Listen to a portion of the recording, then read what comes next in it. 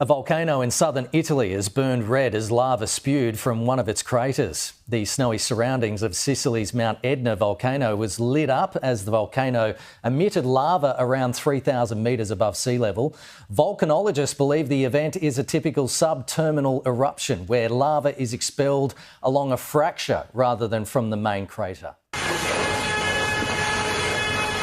The strikes and deaths from missiles and drones continue.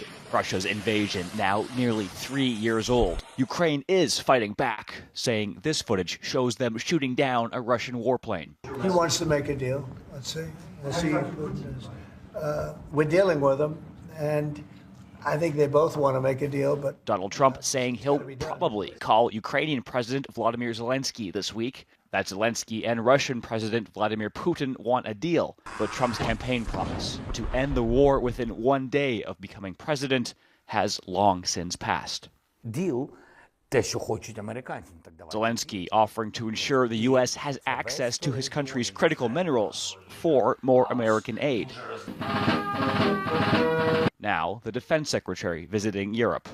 The European continent deserves to be free from any aggression, but it ought be those in the neighborhood investing the most in that collective, individual and collective defense. During the visit, an expert says Europeans, especially Ukrainians, will try to change that position. Most importantly, though I think probably most improbably, a better understanding of how what happens in Ukraine right now matters to America's security now and going on into the future. Simon Miles says it looks like Trump is focused on Gaza and tariffs right now, not Ukraine. But that poses some risk, he adds, with the president prone to making sudden announcements. You've got to be worried because this does not seem like an administration that's thinking things through. Trump also stating his special envoy to Ukraine will soon visit Kyiv, where he'll undoubtedly face more attempts to sway American opinion and attention. But while all the politicking continues, so does the fighting, with Russia gaining ground. Nathaniel Dove, Global News. With the latest arms sale now signed and Taiwan looking to work with the Trump administration, what do you think Taiwan should be looking to accomplish? I think what is probably going through the minds of officials in Taipei right now is a question of how they balance these demands for an asymmetric self-defense, which is written in Taiwan's policy, with the unknowns of the Trump administration, right? We don't really yet have clear indication of how Trump and team will approach arms sales to Taiwan. We know that there is likely to be pressure that Taiwan increases its defense spending levels, but we don't know how that will actually trickle down in day-to-day implementation. So I think Taiwan is really at this critical juncture right now. Do they spend on asymmetric systems that might be cheaper, but might give them a better, assurance against the challenges and threats they face? Or do they crank the other direction and start spending money on higher dollar, in some cases, capital and legacy systems that may or may not be the best systems for the threat they face, but could help them tick that requirement of showing they've invested more in their self-defense? There's been a lot of criticism over Taiwan spending too much for weapons that might not survive in the event of a conflict. But at the same time, this new Trump administration is pushing Taiwan to spend more on its defense. How do you think Taiwan should balance this?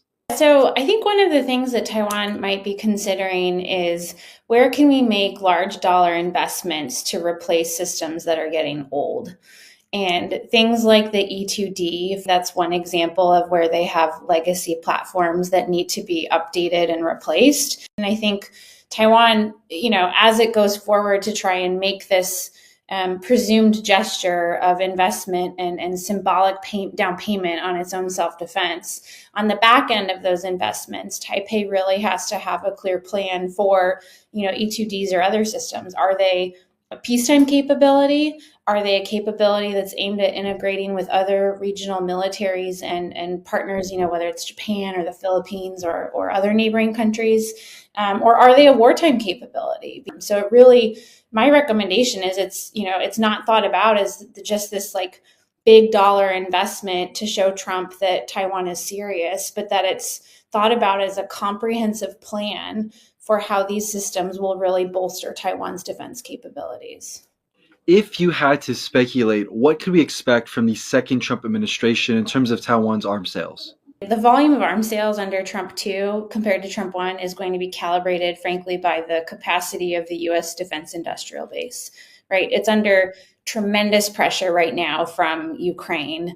And so I think there's a big unknown here with how new SecDef Hegseth is able to reinvigorate U.S. investments in the defense industrial base, and that ability to bolster our own capabilities to build stuff in the States will trickle down to Taiwan, as it will every partner. That said, I do think there's a lot of potential for, this positive trajectory of arms sales, both in quantity and quality, to continue. After 2 days of avoiding talking about tariffs, Justin Trudeau finally addressed the economic elephant in the room here in Paris. Tariffs on Canadian steel and aluminum would be entirely unjustified. We will be working with the American administration over the coming weeks to highlight the negative impacts on Americans and Canadians of these unacceptable tariffs. Trudeau has seen this movie before. Back in 2018, the U.S. put a 25% tariff on Canadian steel and a 10% tax on aluminum, but Canada was able to negotiate a carve-out after underscoring its importance to the Americans, a tactic Trudeau is using again. But Trump has said this time will be different. It's 25% without exceptions or exemptions. And that's all countries, no matter where it comes from, all countries. Despite the tough talk, just minutes after Trump said that, he contradicted himself, saying Australia, another major steel and aluminum producer, may get a carve-out. We'll continue to engage quite clearly constructively. Are you serious about making Canada the 51st state, sir? U.S. Vice President J.D. Vance is also in Paris, and Trudeau and Vance spoke briefly before the AI summit started, with a senior government official saying Trudeau brought up the impact tariffs would have on Vance's home state of Ohio. While the meeting's on AI, the FaceTime between world leaders presents an opportunity to try and coordinate a response to the tariffs, one that Trump doesn't seem to care about. Mr. President, if other countries retaliate... I don't mind. The Prime Minister wouldn't say if Canada would respond with a reciprocal 25% tariff if Trump follows through, but it likely won't be a decision he'll have to make. These tariffs are set to be applied on March 14th, after Trudeau will have officially quit as Prime Minister. Mackenzie Gray, Global News, Paris.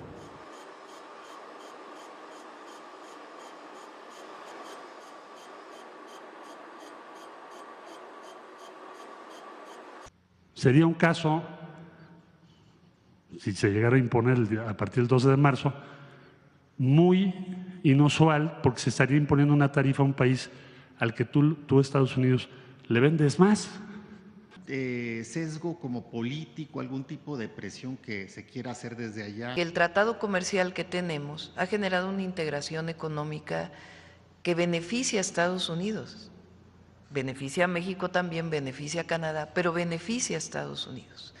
Es un argumento muy importante. La única forma de competir con Asia, particularmente con China y con otros países, pues es mantenernos juntos.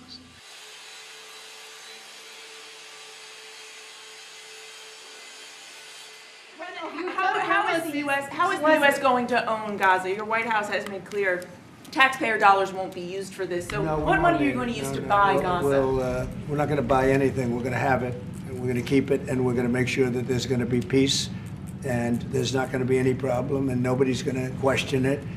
And we're going to run it very properly, and eventually we'll have economic development at a very large scale, maybe the largest scale on that site.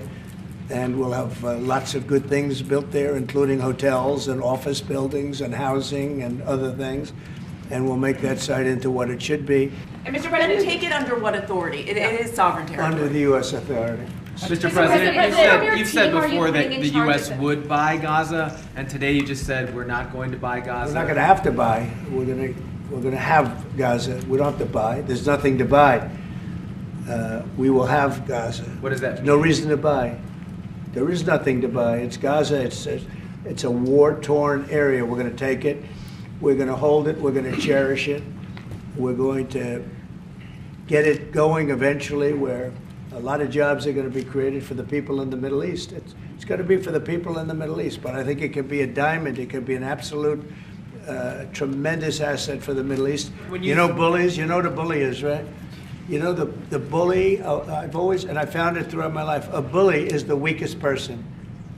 And they're bullies. Hamas is bullies. The weakest people are bullies. You know that, right? All right, go ahead. How is the U.S. going to own Gaza? Your White House has made clear taxpayer dollars won't be used for this. So what money are you going to use to buy Gaza? We're not going to buy anything. We're going to have it. We're going to keep it, and we're going to make sure that there's going to be peace, and there's not going to be any problem, and nobody's going to question it.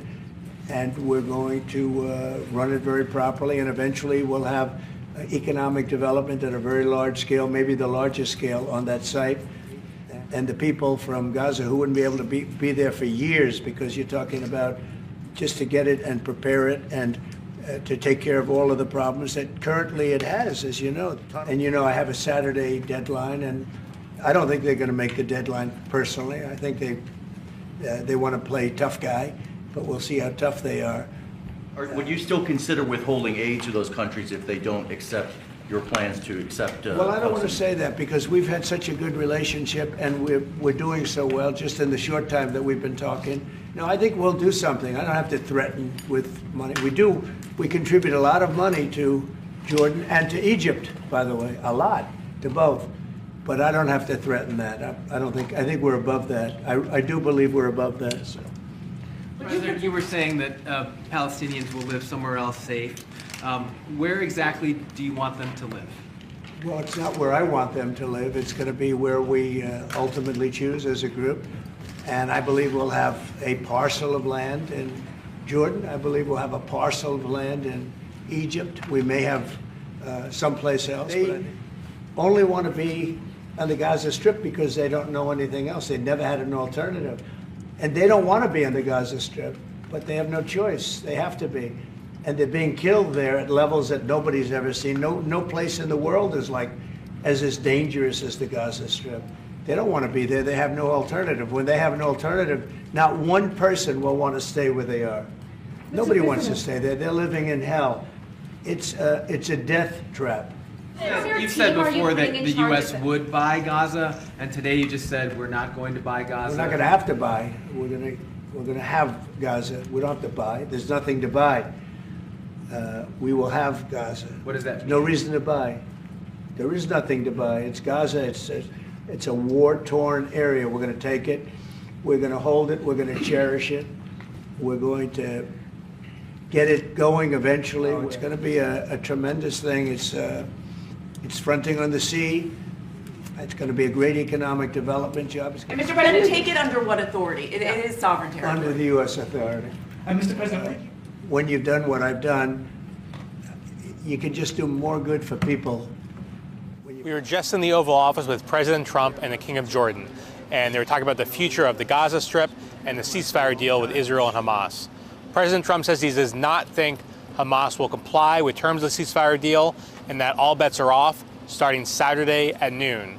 The pressure is on Hamas to release the remaining hostages in order to keep the ceasefire operational, and Israel has signaled it is ready to restart hostilities if they don't get the hostages out. They presented sort of a friendly relationship, sort of a united front in discussing the future of the Middle East, but it was clear they weren't exactly on the same page. The Palestinians, or the people that live now in Gaza, will be living beautifully in another location. President Trump has insisted that the United States should take control of Gaza, have that be U.S.-controlled territory, and the Palestinians, we're talking about 1.5 million to 2 million people, should live elsewhere. We have to look at the best interests of the United States, of the people in the region, especially to my people of Jordan, and we're going to have some interesting discussions today. While President Trump was very out front and saying the U.S. should control the Gaza Strip, King Abdullah was much more reserved, said he would take these ideas into consideration, said they would be discussed, but not coming right out and saying he does or doesn't want those things to happen. So definitely a question mark on how that relationship is going to continue. Next, Sir Johnson administration to train senior-level government bureaucrats. As you've identified repeatedly in the last few years, the senior levels of our federal government are not adequately serving as stewards of taxpayer dollars, so we're recommending zeroing out that program effectively. We're actually getting rid of a few programs that are just a waste. Just really a waste. Thank you, sir. Next, we have an executive order relating to the Foreign Corrupt Practices Act. As you've repeatedly identified, the way that this act has been enforced over the years has been devastating to American business opportunities and business competitiveness abroad. We are essentially ordering the Department of Justice to use its prosecutorial discretion in a way to ameliorate the negative effects of the Foreign Corrupt Practices Act, to allow Americans to do business abroad, and to allow our foreign partners to do business with Americans without fearing unjust prosecution. And for those of you that know this, it turned out to be, it sounds good on paper, but in practicality, it's a disaster. It means that if an American goes over to a foreign country and starts doing business over there legally, legitimately, or otherwise, it's almost a guaranteed investigation, indictment, and nobody wants to do business with the Americans because of it. Nobody wants to do business. They say, look, we can deal with China. They can do whatever they want. We can deal with Russia. We can deal with anybody. And we have a normal life. You deal with America, the FBI gets over there. They don't investigate death and murders on the street in New York and Los Angeles. They go over and investigate a business guy trying to do business. So it made it very, very hard from a practical standpoint to make deals. They want to deal with the Americans, but they don't want to be under investigation every time they speak to an American, every time an American makes a phone call to somebody in a different country. It's a disaster for this country. And I guess it was a Jimmy Carter concept, and it sounds so good, but it's so bad. It hurts the country. And many, many deals are unable to be made because of it. Nobody wants to do business because they don't want to feel like every time they pick up a phone, they're going to jail. So we'll sign this, and it takes courage to sign it because you only get bad publicity when you sign it. It sounds so nice. The title is so lovely, but it's an absolutely horror show for America. So we're signing it because that's what we have to do to make it good.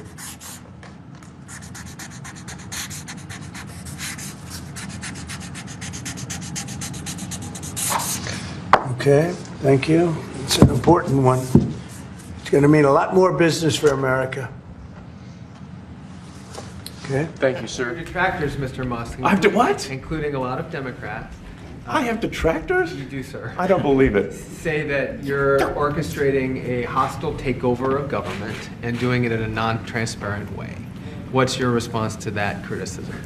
Well, first of all, you couldn't ask for a stronger mandate from the public. The people voted for major government reform. There should be no doubt about that. That was on the campaign. The president spoke about that at every rally. The people voted for major government reform, and that's what people are going to get. They're going to get what they voted for. Mr. Musk, the White House says that you will identify and excuse yourself from any conflicts of interest. Does that mean that you are in effect policing yourself? What are the checks and balances that are in place to ensure that there is accountability and transparency?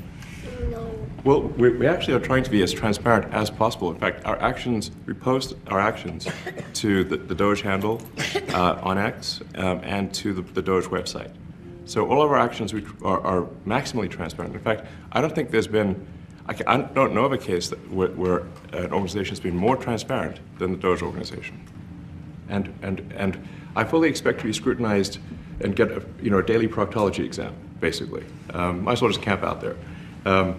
So it's not like I think I can get away with something. I'll be scrutinized nonstop. And if we thought that, we would not let him do that segment or look in that area if we thought there was a lack of transparency or a conflict of interest. And we watch that also.